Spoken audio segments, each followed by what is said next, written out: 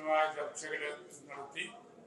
നമ്മളുടെ സഭയും സമുദായവും വിശാല സമൂഹവും അഭിമുഖീകരിക്കുന്ന കാര്യങ്ങളെക്കുറിച്ചാണ് നമ്മൾ സംസാരിച്ചത്.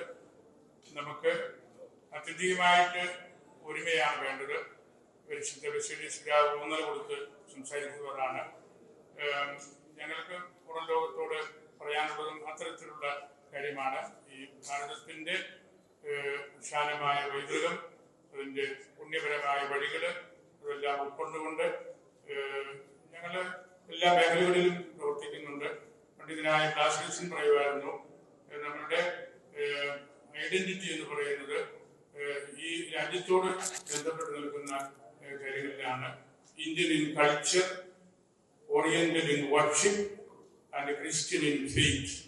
അതൊരു ട്രിപ്പിൾ ആയിട്ടുള്ള ഒരു ഐഡന്റിറ്റിയാണ്, 3 ഡയമെൻഷൻ ആയിട്ടുള്ള കാര്യമാണ്. അവിടെ വ്യത്യസ്ത സഭകൾ ഈ രാജ്യത്തുണ്ട്. ഒറ്റ സഭ എന്ന് പൂർണ്ണമായ വിശ്വാസത്തിൽ നമുക്കങ്ങനെ പറയാൻ ഇപ്പൊ പറ്റുകയില്ലെങ്കിലും സമുദായമായിട്ട് നമ്മൾ വളരെ ശക്തിപ്പെട്ട് വരികയാണ്. നെഞ്ചിരിക്കൽ മാനുഷ്യൻ പറഞ്ഞ ജാതീയ സംഘം അതാണ്. ജാതിയായിട്ട് ഐക്യപ്പെടുന്നു. അത് വലിയൊരു ബലമാണ്. ഞങ്ങൾ ചെയ്യുന്നത് ശുശ്രൂഷയാണ്, സേവനമാണ്, ക്രിയേറ്റീവായിട്ടുള്ളൊരു മൈനോറിറ്റിയാണ്. എല്ലാവർക്കും ഈ രാജ്യത്തിന് വേണ്ടിയാണ് നമ്മൾ സേവനം ചെയ്യുന്നത്. അപ്പൊ ആ ഒരു സന്ദേശമാണ് ഞങ്ങൾ കൊടുക്കാനുള്ളത്. പരിശുദ്ധ ബസേലിയസ് പിതാവ് സംസാരിക്കും. നിങ്ങൾ വലിയൊരു സേവനമാണ് ചെയ്യുന്നത്. ധാരാളം പേര് ഇവിടെ വന്നു. ഈ യുവതയോടും ഇവിടെ വന്നിരിക്കുന്ന എല്ലാവരോടും, പിതാക്കന്മാരോടും അമ്മമാരോടുമുള്ള ആ ഒരു ആഭിമുഖ്യം വഴിയാണ് നിങ്ങൾ വന്നത്. ബസേലിയസ് പിതാവ് സംസാരിക്കും. അതിനുശേഷം ടോമി കവലിക്കരോടച്ഛൻ നിങ്ങളോട് പ്രതികരിക്കുന്നതാണ്. മാധ്യമ സുഹൃത്തുക്കളോട് പ്രത്യേകമായ സന്തോഷവും നന്ദിയുള്ള ഈ സമയത്ത് ഇവിടെ വന്നതിന് അഭ്യർത്ഥന പിതാവിൻ്റെ ഒരു ഇനീഷ്യേറ്റീവിലാണ് ഞങ്ങൾ എല്ലാവരും കൂടെ ഇവിടെ കൂടിയത്. ഇന്ന് കേരളത്തിലെ ക്രൈസ്തവ സമൂഹം പ്രത്യേകമായും നേരിടുന്ന ചില പ്രശ്നങ്ങൾ വിദ്യാഭ്യാസ രംഗത്തും സാമൂഹ്യ രംഗത്തും ഒക്കെ നേരിടുന്നതായ പ്രശ്നങ്ങളെ കുറിച്ച് ഒരുമിച്ച് ചർച്ച ചെയ്യുന്നതിനാണ് നിങ്ങളിവിടെ കൂടിയത്. വിദ്യാഭ്യാസ രംഗത്ത് ഇപ്പോൾ ഉണ്ടായിരിക്കുന്ന ചില വിശേഷങ്ങൾ നമുക്ക് എങ്ങനെ അതിനെ പരിഹരിക്കാൻ സാധിക്കുമെന്നുള്ളതാണ് ചിന്തിക്കുന്നത്. ഇവിടെ എല്ലാവരുടെയും കൂട്ടായ ഒരു ചിന്ത സമൂഹത്തിൻ്റെ ഉന്നമനത്തിന് വേണ്ടി ക്രൈസ്തവ സമൂഹം ഇവിടെ തുടങ്ങിയ കാലം മുതൽ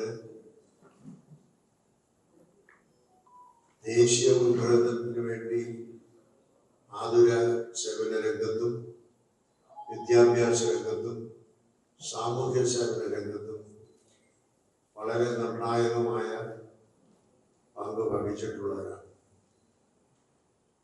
എന്നാൽ വിദ്യാഭ്യാസ സ്ഥാപനങ്ങളിൽ ഇപ്പോൾ ചില മേഖലകളെല്ലാം ക്രൈസ്തവര് പാർശ്വവൽക്കരിക്കപ്പെടുന്നുണ്ടോ എന്നുള്ള ഒരാശങ്ക ഇവിടെ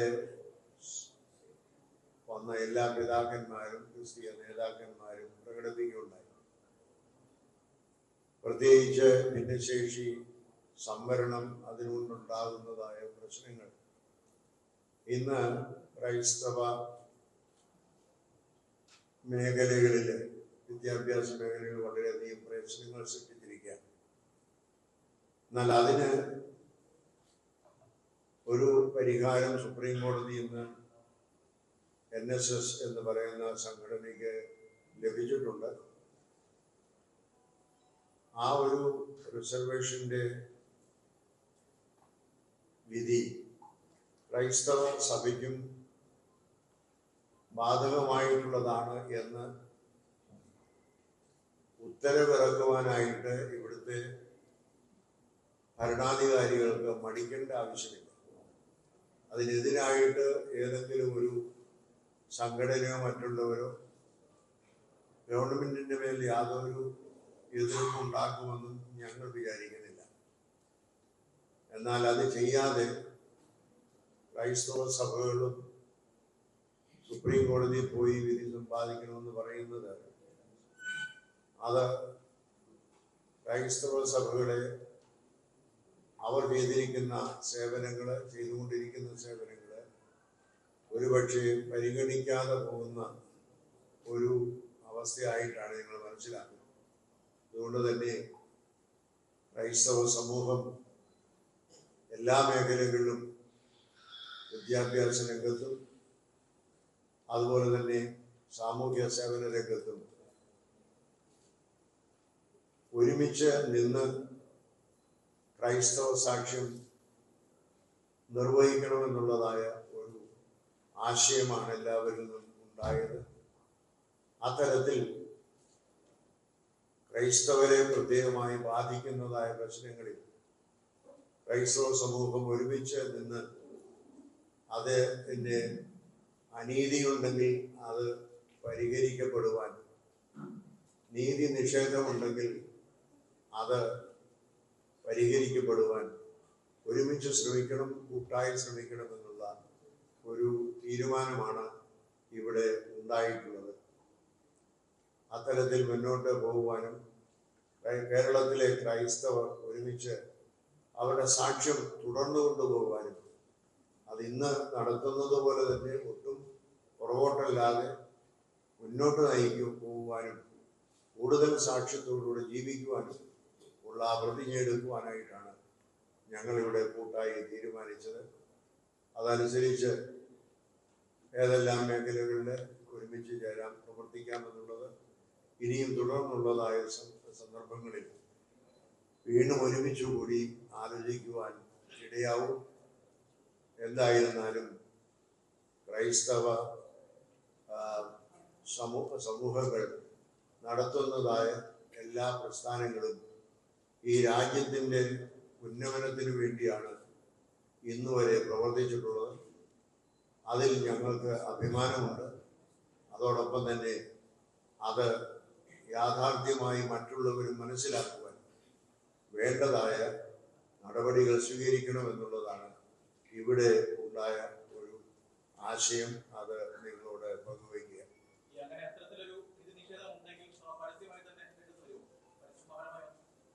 സമരം എന്നുള്ളത് ഞങ്ങളുടെ ഒരു ഭാഗമല്ല. ഞങ്ങൾ സമരത്തിലല്ല പോകുന്നത്. ബോധവൽക്കരണം എവിടെയൊക്കെ നടത്തണമോ അവിടെ അത് നടത്തുക എന്നുള്ളതാണ്. സമരത്തിൽ കൂടെ വിജയിക്കുക എന്നുള്ളതല്ല.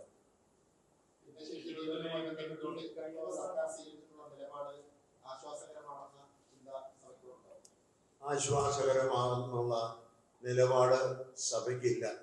കാരണം ഇപ്പോഴും സഭയ്ക്കുള്ളതായ റൈറ്റ് യാഥാർത്ഥ്യമാകും NSSന് ലഭിച്ചിരിക്കുന്ന പോലെ എന്ന് ഉള്ള ഉറപ്പ് ഞങ്ങൾക്ക് കിട്ടാത്തിടത്തോളം കാലം സഭയ്ക്ക് അതിൽ ആശങ്കയുണ്ട്. ഭിന്നശേഷി നിയമനവുമായി ബന്ധപ്പെട്ട് തിരുമേനി പറഞ്ഞതിനോട് കൂട്ടിച്ചേർത്ത് ക്രൈസ്തവ സമൂഹത്തിനുള്ള ഏറ്റവും പ്രധാനപ്പെട്ട ഒരു വികാരം, ഇവിടെ ഗൗരവമായ ഒരു നീതി നിഷേധം നടന്നിട്ടുണ്ട്. ഭാരതത്തിന്റെ മഹത്തായ ഭരണഘടനയും പൗരന്മാർക്കുള്ള തുല്യതയും ക്രൈസ്തവ സമൂഹത്തിന് ഇവിടെ നിഷേധിക്കപ്പെടുന്നു. NSSന് കൊടുക്കാമായിരുന്ന അതേ ഉത്തരവ്, ഇതൊരു ഗവൺമെന്റ് ഉത്തരവാണ് ഇവിടെ ഭിന്നശേഷി നിയമനമായുള്ള പ്രശ്നം പരിഹരിക്കേണ്ടതിന് നൽകേണ്ടത്. എന്നാൽ ഇന്നലത്തെ ചർച്ചയ്ക്ക് ശേഷവും ബഹുമാന്യനായ വിദ്യാഭ്യാസ മന്ത്രി പറയുന്നത് സുപ്രീം കോടതിയിൽ ഈ കേസ് പരിഗണിക്കുമ്പോൾ അവിടെ സർക്കാർ തടസ്സവാദം ഉന്നയിക്കില്ല എന്നുള്ളതാണ്. നമുക്കറിയാം നമ്മുടെ കോടതി വ്യവഹാരങ്ങളുടെ ഒരു കാലതാമസം. ഇപ്പോൾ തന്നെ 16,000-ഓളം മനുഷ്യർ 2018 മുതൽ ശമ്പളം ലഭിക്കാതെ പണിയെടുക്കുകയാണ്. 16,000-ഓളം ആളുകൾ എന്ന് പറയുമ്പോൾ ഏകദേശം കുടുംബങ്ങൾ അത്രയും ഉണ്ട്. 50,000-ത്തിനടുത്ത് മനുഷ്യർ അവരെ ഡിപ്പെൻഡ് ചെയ്ത് ജീവിക്കുന്നുണ്ട്. ഇത്രയും ആളുകളുടെ ഉപജീവനമാണ് ഈ സർക്കാരിന്റെ മനഃപൂർവ്വമുള്ള നീതി വൈകല്യത്തിലൂടെ അപകടത്തിലായിരിക്കുന്നത്. നമുക്കറിയാമല്ലോ, ഡിനൈഡ് ജസ്റ്റിസ് എന്ന് കേട്ടിട്ടുണ്ടല്ലോ. അതുകൊണ്ട് ഇവിടെ ഇത്രയും മനുഷ്യർക്ക് നീതി നിഷേധിക്കപ്പെടാനുള്ള കാരണം അവർ ക്രൈസ്തവ മാനേജ്മെന്റുകൾക്ക് കീഴിൽ പഠിപ്പിക്കുന്നത് കൊണ്ടാണ്. അതുപോലെ തന്നെ ഇതര മതസ്ഥരായിട്ടുള്ള ധാരാളം ആളുകൾ ഇവിടെ വന്നിട്ടുണ്ട്. അതുകൊണ്ട് ക്രൈസ്തവരുടെ വിദ്യാലയങ്ങൾക്ക് കീഴിൽ ജോലി ചെയ്യുന്ന നാനാജാതി മതസ്ഥരായ മനുഷ്യർ അനുഭവിക്കുന്ന നീതി നിഷേധത്തിനെതിരായിട്ടാണ് ഇവിടെ ഈ ഒരു സമ്മേളനം ഒരുമിച്ച് കൂടിയിരിക്കുന്നത്. ഇവിടെ ഗവൺമെന്റ് വളരെ സത്വരമായി ഒരു ഓർഡർ പുറപ്പെടുവിക്കേണ്ടതാണ്. കോടതി വ്യവഹാരങ്ങളിലേക്ക് വലിച്ചഴിച്ച് വീണ്ടും കാലതാമസം വരുത്തുകയല്ല. NSSന് കൊടുത്ത അതേപോലെ ഒരു ഗവൺമെന്റ് ഓർഡർ ഭിന്നശേഷി നിയമനത്തിൽ ഗവൺമെന്റ് പുറപ്പെടുവിക്കണം. രണ്ടാമത്, ഇവിടെ ഗൗരവമായിട്ടുള്ള ഒരു ന്യൂനപക്ഷ അവകാശത്തിലുള്ള കവർന്നെടുക്കൽ ഈ സർക്കാർ നടത്തിയിട്ടുണ്ട്. മാനേജ്മെന്റ് ക്രൈസ്തവ ന്യൂനപക്ഷ സ്ഥാപനങ്ങളിൽ ആരാണ് നിയമനം നടത്തേണ്ടത്? അത് മാനേജ്മെന്റുകളുടെ ഭരണഘടനാപരമായിട്ടുള്ള അവകാശമാണ്. എന്നാൽ ഭിന്നശേഷിക്കാരായ അധ്യാപകരുടെ വിഷയത്തിൽ ആദ്യം എംപ്ലോയ്മെന്റ് എക്സ്ചേഞ്ചുകളിൽ നിന്ന് തരുന്ന ലിസ്റ്റ് അനുസരിച്ച് മാനേജർമാർക്ക് നിയമനം നടത്താമെന്നുള്ളതായിരുന്നു സ്ഥിതിയെങ്കിൽ പിന്നീടത് സമന്വയ എന്ന് പറയുന്ന സർക്കാർ പോർട്ടലിൽ രജിസ്റ്റർ ചെയ്യുകയും പിന്നീട് സംസ്ഥാന ജില്ലാതല സമിതികൾ രൂപീകരിക്കപ്പെട്ട് അവർ നിശ്ചയിക്കുകയാണ് ആരൊക്കെയാണ് ന്യൂനപക്ഷ വിദ്യാഭ്യാസ സ്ഥാപനങ്ങളിൽ ഭിന്നശേഷിക്കാരായിട്ട് ജോലിക്ക് നിയോഗിക്കപ്പെടേണ്ടത് എന്ന് പറഞ്ഞാൽ സിലക്ഷനും അപ്പോയിന്റ്മെന്റും ഇവിടെ ഗവൺമെന്റ് ഏറ്റെടുത്തിരിക്കുകയാണ്. ഇത് ന്യൂനപക്ഷങ്ങൾക്കുള്ള ഭരണഘടനാപരമായ വിദ്യാഭ്യാസ അവകാശത്തിന്മേലുള്ള സർക്കാരിന്റെ വളരെ ബോധപൂർവമായിട്ടുള്ള ഒരു കടന്നുകയറ്റമാണ്. ഇങ്ങനെയുള്ള ഒരു കടന്നുകയറ്റവും അംഗീകരിച്ചു കൊടുക്കാൻ നൂറ്റാണ്ടുകളുടെ വിദ്യാഭ്യാസ പാരമ്പര്യമുള്ള ക്രൈസ്തവ സമൂഹത്തിന് സാധിക്കുകയില്ല എന്നുകൂടെ ഉറക്കെ പറയാൻ വേണ്ടിയിട്ടാണ് അഭിവന്ദ്യരായ തിരുമേനിമാർ വിവിധ സഭകളെ പ്രതിനിധീകരിച്ചുള്ളവർ ഇവിടെ ഒരുമിച്ച് കൂടിയിട്ടുള്ളത്.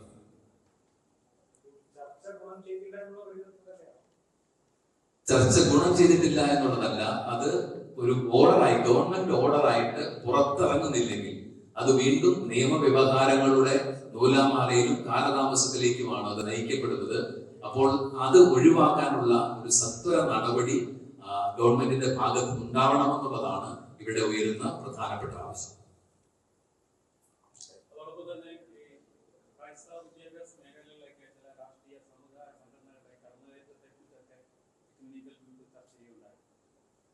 തീർച്ചയായിട്ടും ഞങ്ങൾ അങ്ങനെയുള്ള വിഷയങ്ങളെ കുറിച്ച് വളരെ ജാഗ്രതയോടുകൂടി അത് പഠിച്ചുകൊണ്ടിരിക്കുകയാണ്. സമീപകാലത്ത് അങ്ങനെയുള്ള അസ്വസ്ഥതകൾ വിദ്യാഭ്യാസ മേഖലകളിൽ സ്ഥാപനങ്ങളിൽ ഉണ്ടാവുന്നുണ്ട്. അതിനെക്കുറിച്ച് പഠിക്കാനായിട്ട് ഈ ഒരു യോഗം തീരുമാനിച്ചിട്ടുണ്ട്. ഗൗരവമായിട്ട് തന്നെ ഈ വിഷയങ്ങളെ പരിഗണിക്കുന്നതുമാണ്.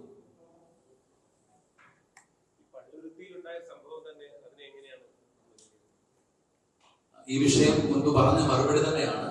പള്ളുരുത്തിയിൽ മാത്രമല്ല, കഴിഞ്ഞ കുറച്ച് കാലങ്ങളായിട്ട് ക്രൈസ്തവ സ്ഥാപനങ്ങൾക്ക് നേരെ ഉണ്ടാകുന്ന അസ്വസ്ഥതകൾ അത് ഏത് സ്വഭാവത്തിലുള്ളതാണ്, അതിന്റെ പ്രേരണ എന്താണ്, അതുണ്ടാക്കുന്ന പ്രത്യാഘാതങ്ങൾ എന്താണ്, ഈ വിഷയങ്ങളെ കുറിച്ച് ഗൗരവമായി പഠിക്കാൻ യോഗം തീരുമാനിച്ചിട്ടുണ്ട്.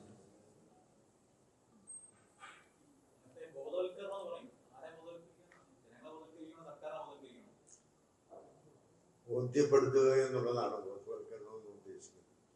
ഞങ്ങളുടെ ആവശ്യം സർക്കാരിനെ ബോധ്യപ്പെടുത്തുക. സർക്കാരാണ് നടപടിയെടുക്കുന്നത്. അപ്പോൾ സർക്കാരിനെ ബോധ്യപ്പെടുത്താനേ പറഞ്ഞു, ജനങ്ങളെ ബോധ്യപ്പെടുത്തേണ്ട ആവശ്യം.